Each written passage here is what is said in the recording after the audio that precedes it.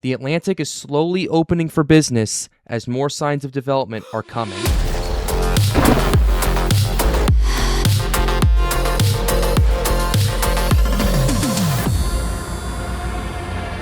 What is up, weather enthusiasts? I'm your host, Pat's Path Predictor. Let's get right into the weather.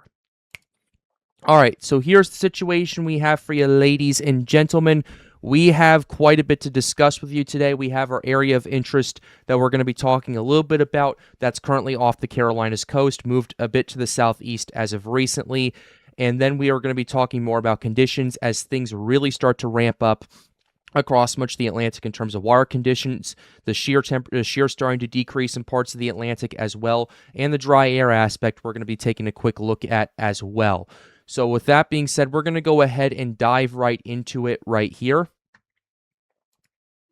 Starting off, we have our area of interest off the coast of the Carolinas over here. It has shifted to the southeast over the last day or so, and now it's currently hovering over here off the Carolina coast. It is expected to shift a little bit further to the southeast before moving to the west, and then ultimately we'll have to see what happens over that time period. But at this current point, this does not have a big chance of development right here, and we can go ahead and read this out for you guys just to kind of give you an idea of what we're seeing. A weak area of low pressure located along a frontal boundary off the southeastern coast is associated with limited shower and thunderstorm activity. Environmental conditions are becoming less favorable for development as the system drifts southward and later westward this week. 10% chance of formation in the next 48 hours and in the next 7 days. So that's what we're looking at over here. Let's go ahead and take a quick gander at our satellite imagery for that region too. We're going to the northwestern Atlantic. Here's a situation. This system's still moving to the southeast, moving to the south as well. You do see that convection starting to fire off, and you still see that spin that's currently over here. You are seeing more convection starting to fire off, I will say, than we were seeing previously. Definitely something that we're going to want to keep an eye on. I know I was talking to Logan about it. He was like, hey, we might want to keep an eye on this just in case right here. But ultimately, what this needs to do is it needs to take advantage of the conditions it has now. It has shifted well to the south into significantly warmer water temperatures as well. So that's going to be an interesting situation to pay attention to, but it has good spin on it. It has good vorticity. Convection is starting to get its act together. It's something we're going to want to still watch, especially because of its proximity to not just the U.S. coast, but now the Bahamas as well. And we're going to want to keep an eye on it. Here's our water vapor imagery. Here is the water vapor imagery. I am noticing more moisture across parts where the system's getting its act together. I am noticing more moisture starting to entrain in that spin. I'm noticing more convection starting to fire off over here and bring more of that moisture in general into that vorticity. So that's going to be an interesting situation to see what happens, but you do have this dry air to the north over here that we're going to want to watch down the line. But ultimately, you are seeing an increase of moisture, at least around the storm, mainly because the system is producing convection, and it's kind of allowing for that moisture to spin around and start mixing out some of that dry air that's near the center of it. It's definitely been an interesting process to watch over the last little while. Does it mean development is most likely going to happen? Not necessarily yet, but we are seeing some signs that, hey, this might be a sleeper right here. We might want to pay attention to this before conditions start to deteriorate further. And as time continues to progress, this system is moving further and further to the south. In fact, I'm just noticing those last few frames, a slight shift to the southwest as well. This is putting it in significantly warmer waters than what we were previously forecasting. It came off the Carolina coast. It was in cooler waters, and now it's shifted and it's moved into pretty significantly warm waters that are just off the loop current in the Gulf Stream in that region. So it's definitely something we're going to want to pay attention to down the line. This has shifted well far to the south than what even I was expecting. I was expecting this to start turning to the west around the Georgia coast and South Carolina. This is already all the way down to near Florida over here, and we're going to want to pay attention to it as time continues to go on. because where this is at right here, we're at around 28 to 29 degrees Celsius water temperatures. We're firmly in the 28 degrees Celsius range right here. That is 82 degrees Fahrenheit for those of you who do not use the metric system, i.e. those of you who live in the United States, Puerto Rico, and a few other countries that don't use it. But ultimately, what we got going on for right here is pretty much where we were at yesterday. The system was in about 27 to 28 degrees Celsius waters. It has moved well to the south into a significantly warmer pool of water that's helping it produce convection, helping it get mix some of that dry air out of the system that I was noticing with that water vapor imagery. It's definitely an interesting situation we're going to want to watch. And if this system shifts west now, it's going to be running right into 29 to 30 degrees Celsius waters, which is about 84 to 86 degrees Fahrenheit for those of you who live in the United States. It's definitely an interesting situation that we're going to want to pay attention to. The NHC will probably have another update out before the video. This video comes out. I'm curious to see what the NHC will do with this, if they're going to maintain at 10% or go, okay, we're seeing some signs that things are going on here. Let's see how this goes. So we'll have to pay attention to that. Still, the chance of development is low, mainly because there may not be enough time for it to get its act together, but it is starting to do it now. So that's an interesting situation that we're going to want to watch out for. And another thing to watch out for is the ocean heat content. Because of that southward shift, it moved well into about 50 plus OHC, and that's going to continue all the way. If it moves west now, it's going to continue all the way until the Florida coast over here, if it holds itself together for that long. But ultimately, you're looking at 50 to 75 OHC on its entire journey from the time we get to from the Carolina coast. It moved out of that, and now it's shifting further into the larger OHC pools, in part because of the much further than southward shift than what we were previously expecting. That frontal boundary pushed much further to the south than what we were thinking, and the system once it detaches from that, we'll definitely be in a much better position for tropical development than what we were originally thinking yesterday. It's kind of one of those things where you're going to want to watch the conditions and see how the system is going to behave with those conditions as well. And it's something that we're going to want to watch out for, and we will keep you updated on moving forward. But that's our OHC map. We will come back to this in just a second because we have other things to talk about, but that's what we have for OHC. Here is what we have for the European. Let's go ahead and move over to the Western Atlantic region over here, and we'll go ahead and go to our bulk shear. This is going to be an interesting situation to see how this unfolds, but where it's at right now is in a low shear pocket. That to me explains why some of the convection that's firing off is allowing the dry air that's in there to mix out pretty quickly, because you don't have a lot of shear to allow for too much entrainment. And that's why the NHC, in my opinion, is keeping those chances alive, because it knows it's in this low shear pocket and convection has started to fire off of it, and it's allowed for some of that mixing to take place. The question is how much of it is going to go on. We're going to have to watch out for it. But let's go ahead and go the next 48 hours, because that's going to be the most critical. Here's what we got.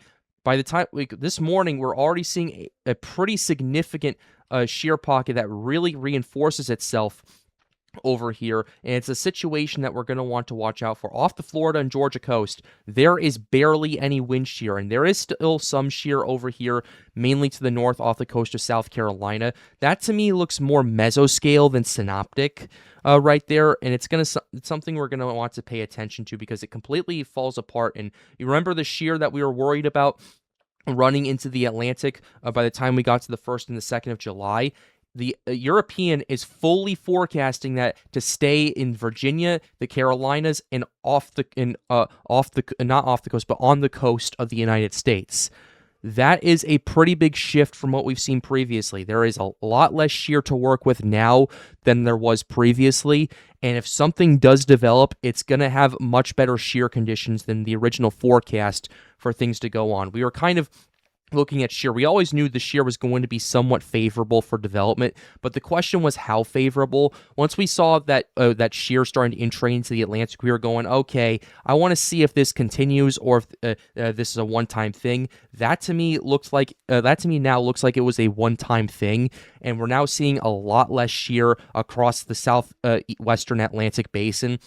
So if this system has a chance to develop, it has a much better shot of it now than what I was thinking it did yesterday. Am I saying development is going to happen? No. There are still a lot of factors that are going against it right here. There's still a lot of dry air to mix out. But the fact that it is fighting and it is in warmer waters and in better shear conditions than expected does say to me, okay, this might be something you want to watch. It's something we're going to need to keep you monitored on. And looking at the dry air aspect of it, yeah, there is quite a bit of dry air for the system to battle right here. There was an increase of dry air over the last couple of days, but given what we've seen with the conditions and given what we've seen with the moisture that is kind of getting injected into the central part of that rotation that we were noticing, it's an interesting situation that we're watching for sure. Yes, you are still battling dry air. You still have a lot of dry air to deal with over here, but it's a lot less so than what we were previously thinking. In fact, there is actually convection starting to produce in parts of the central part of that rotation over here that you're going to want to take kind of seriously, and you're going to want to pay attention to, because once you start seeing more convection starting to fire off in the central area, that's when you need to start taking notice. And that's when the NHC also takes notice and goes, okay, we're dealing with more moisture than what we were originally forecasting for. And I think that's the scenario we're dealing with right now. Yes, this is still on the frontal boundary from what I've seen, but it is slowly but surely getting its act together. And even if the system doesn't develop, I still think there could be some potential impacts if it moves far enough to the west in areas like Florida, Georgia, the Carolinas as well. And that's why I said a couple of days ago, this is going to be a situation where you're going to want to watch the conditions, because models are one thing, but conditions are a whole other ballpark. This right here is a good example of that already. It's not obviously set in stone. Anything can happen at this current point, but we are noticing some more signs that are favorable for development than what we were originally forecasting, and that's something we need to watch out for over the next couple of days especially. Next 48 hours will be very critical for how the system will act up, and we'll continue to keep you monitored and continue to keep you updated here on the Pat's Path Predictor channel. But with that being said, we are going to go ahead and pivot to the second half of this video to more so the conditions in the Atlantic. How are things going right there? What's the temperature check across a lot of the region? We looked at the water temperatures that are absolutely heating up. Matter of fact, here is our climate reanalyzer for you guys. Climate Reanalyzer is definitely interesting. We have, as of the last few days, surpassed the 2025 water temperatures across much of the Atlantic over here. Not by a necessarily large margin, but we have surpassed them, and we have surpassed them also in a much more concentrated area. The deep tropics are a lot warmer, and the subtropics are definitely colder than what we were seeing last year. Last year, we had a lot of warm water that was very spread out, caused a lot of stability issues for a lot of the Atlantic, which is why the season underperformed in terms of named storms, but made up for with the power. But this year, you're not seeing as many stability issues. It's mainly the El Nino that might be the big inhibiting factor, because that increases your wind shear across much of the deep tropics, increase the trade winds as well. But water temperatures are surging across much of the Atlantic. Even if we show you this map right here, look at where the biggest surges are. And this is mainly in the Gulf region. This is mainly in the southwestern Atlantic. Even areas in parts of the mid-Atlantic are starting to heat up, as well as that heat dome and that high pressure system that's currently impacting over 250 million people in the United States kind of takes shape and kind of holds firm. I know tomorrow is most likely going to be the peak of it, at least for my area. Temperature is going to be 98 degrees tomorrow. That's not going to be very fun, but those are also going to translate to a surge of water temperatures. I'm not sure how much that's going to translate in terms of ocean heat content, but I do think it's definitely something that we're going to want to watch out for and pay attention to. But now let's go ahead and pivot back to the North Atlantic. I want to look at wind shear once again and see how things are starting to transpire. So this is what we got for you guys right here. Across much of the Atlantic, you still have a lot of wind shear. Across much of the deep tropics, you have a lot of shear in the Caribbean graveyard and the main development region. You have a little bit of shear. You have your jet over here across parts of the United States and Canada, moving into the subtropical Atlantic. So you're going to want to pay attention to all of those factors right here. But you are noticing a lifting in the shear in the next couple of days across the eastern main development region near south of the Cabo Verde Islands. You are noticing things are starting to ramp up over here.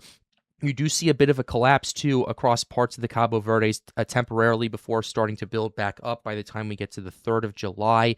And then as we get to the 4th, ladies and gentlemen, that shear really starts to lift further up to the north into parts of Africa and even into parts of southern Europe as well.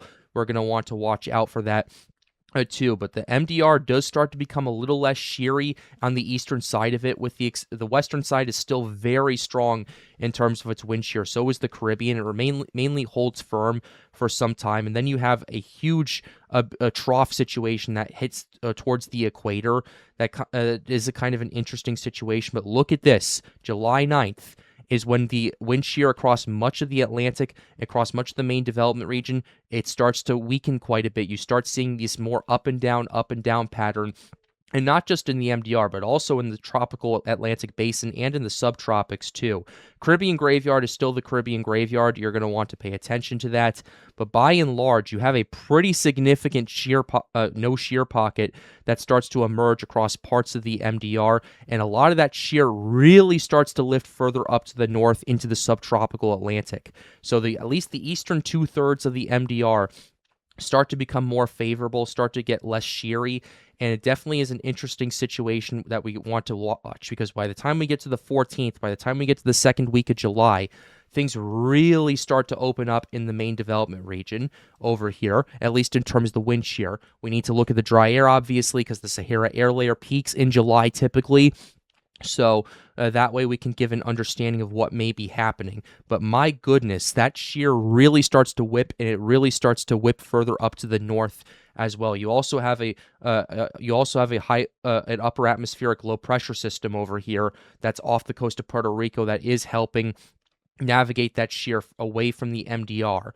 So that is an interesting situation coming up in the next little while.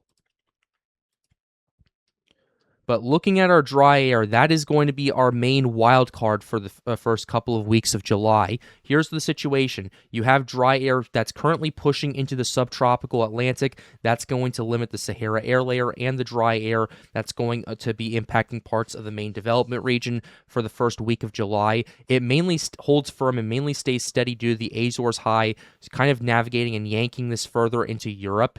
You're definitely seeing signs where the dry air and the Sahara air is starting to get pushed into Europe a little bit earlier than what we were originally forecasting for. We talked about this before, how this massive surge of dry air, instead of going into the tropics and the Atlantic, is just getting yanked up into the subtropical Atlantic and then getting pushed up to Europe.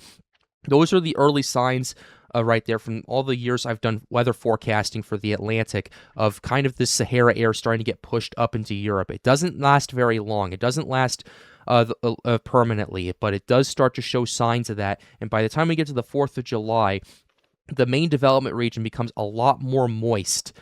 In general, you just still have that shear that you're going to need to battle in order for that to happen, for development to happen. But as time continues to progress, you still see a lot of this dry air, instead of getting pushed into the Atlantic, gets pushed into the subtropics over here until we get to around July 7th, when another bulk area of dry air starts to get pushed into the main development region that comes off the coast by the time we get to the 10th and the 11th, and it kind of chokes off a lot of areas of that moisture and those tropical waves coming off the coast of Africa. But watch what we're looking at by the time we get to the 13th and the 14th. We have a pretty significant moisture surge that starts to take place over here in this part of the Atlantic that we're going to want to watch and see if that holds. Because if it does, it might bear fruit by the time we get to the second and the third week of July, and things might start ramping up pretty soon. But with that being said, we are going to go ahead and close the video out right here. I really hope you enjoyed it. Be sure to like the video, subscribe to the channel if you are new. The goal, as always, is to get more people engaged with weather. If you'd like to help us out, hang out, or ask us questions, feel free to join the Storms United Discord server. The link to that is in the end screen. The next Triple P Show episode will be on Sunday, July 5th at 9 p.m. Eastern, 8 p.m. Central. Be sure you do not miss that. And with that being said, have a wonderful day, guys. Stay safe.